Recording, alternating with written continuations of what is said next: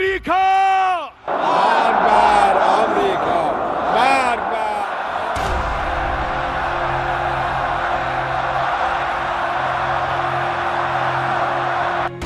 अस्सलामु अलैकुम व रहमतुल्लाह।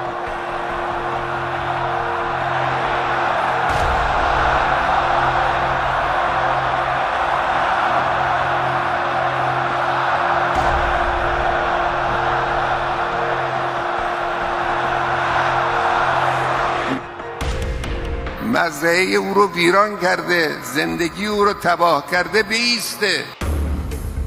क्या इजराइल बनाम अरब वर्ल्ड युद्ध शुरू हो चुका है?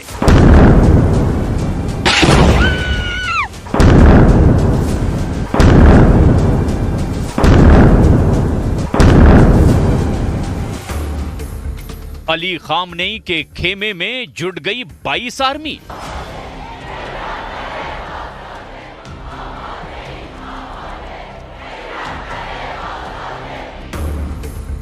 अब अमेरिका तक पहुंचेगी युद्ध की चिंगारी।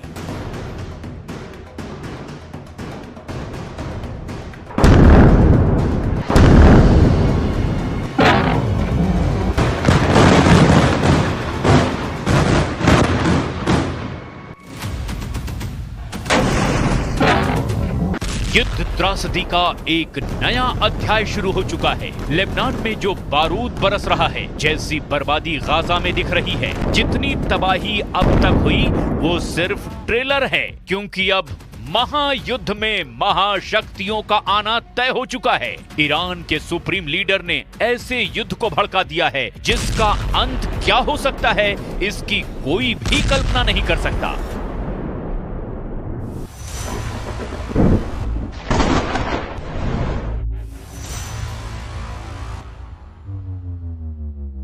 ईरान के सुप्रीम लीडर ने इजराइल के खिलाफ खुद हथियार उठा लिया है। राइफल दिखाकर खामनेई ने नेतन्याहू को धमकी दी है कि इजराइल धरती के नक्शे से गायब हो जाएगा। सुप्रीम लीडर के बारूदी भाषण के बीच तेहरान में इजराइल की बर्बादी की कस्में खाई गई हैं। नसरल्लाह और इस्माइल हानिया की तस्वीरों की प्रदर्शनी लगाकर ईरान ने इजराइल से आर पार की जंग का ऐलान कर दिया है। بر اساس هیچ قانون بین المللی حق ندارد به ملت لبنان، به حزب الله لبنان اعتراض کنه که چرا شما از غزه، از قیام مردم فلسطین حمایت کردید. وظیفه اونهاست، باید میکردن. این دیگه هم حکم اسلامی است، हम कानून अकलीस हम। तेहरान की ग्रैंड मस्जिद से उठा युद्ध का ये उन्माद खाड़ी मुल्कों को दहलाने जा रहा है। ये हुंकार, ये ललकार सिर्फ इजराइल भर के लिए नहीं है, धमकी अमेरिका को है, यूरोप के उन देशों को है जो इजराइल के साथ हैं और इजराइल को हथियार दे रहे हैं, जो इजराइल के लिए युद्ध के अखाड़े में हैं, जिनके पास एटम बम है। यानी ईरान इजराइल टकराव अब दो देशों का युद्ध नहीं रहा, ये महायुद्ध है जिसमें एक तरफ इजराइल है तो दूसरी तरफ पूरा अरब वर्ल्ड। तेहरान की गलियों से इजराइल की बर्बादी तक जंग का ऐलान हुआ है।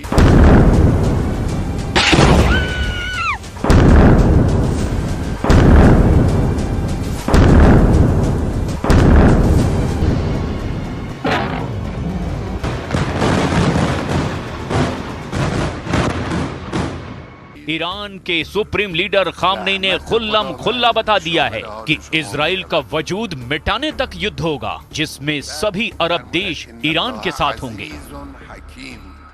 दुश्मन मिल्लत ईरान همون دشمن ملت فلسطین است، همون دشمن ملت لبنان است، همون دشمن ملت عراق است، دشمن ملت مصر است، دشمن ملت سوریه است، دشمن ملت یمن است. دشمن یکی است، شیوه های دشمن در کشورهای مختلف است.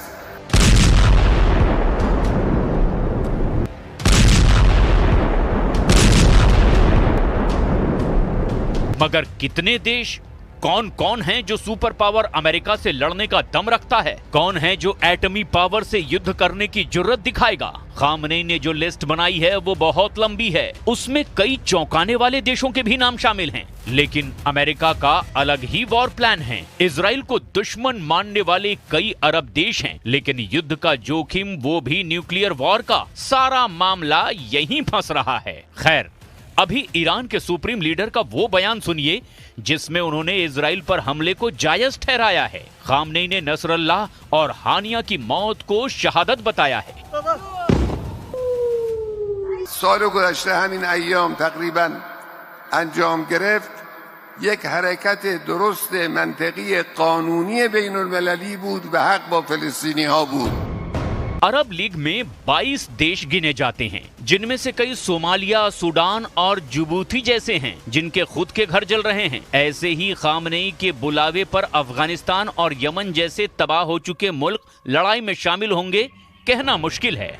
इजराइल के खिलाफ ईरान के धर्म युद्ध में पूरी दुनिया के मुस्लिम बहुल देश कूदने जा रहे हैं। फिलहाल जिन देशों ने खुल करके इजराइल का विरोध किया है वो उंगलियों पर गिने जा सकते हैं। इजराइल से युद्ध के लिए सबसे ज्यादा फड़फड़ाता तुर्की दिखाई दे रहा है। राष्ट्रपति एर्दोआन ने इजराइल को बर्बाद करने की धमकी भी दे रखी है। तुर्की के पास युद्ध का पासा पलटने का दम भी है। तुर्की नेटो फोर्सेस का सदस्य है, जिसके इनकर्लिक एयरबेस पर अमेरिका के 50 एटम बम तैनात हैं। तुर्की में रखे एटम बम को B-61 न्यूक्लियर वॉरहेड कहा जाता है। अमेरिका ने तुर्की में रखे एटम बम को अपग्रेड भी कर दिया है। तुर्की अमेरिका से मिले F-16 जेट से इन एटम बमों का इस्तेमाल करने की ताकत रखता है।